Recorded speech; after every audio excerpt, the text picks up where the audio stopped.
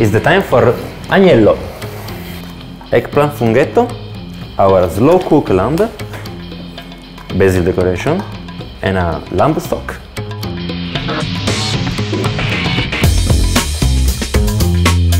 Let's fix the temperature of the oven, 280 degrees.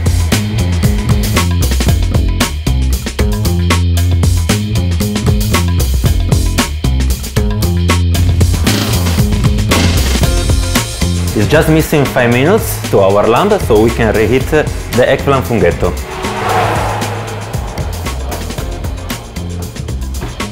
For 5 minutes will be enough. The lamb is ready, and now we can remove from the oven our eggplant. Let's plate the eggplant. In the center of the plate, let's take everything, also the amazing cherry tomato.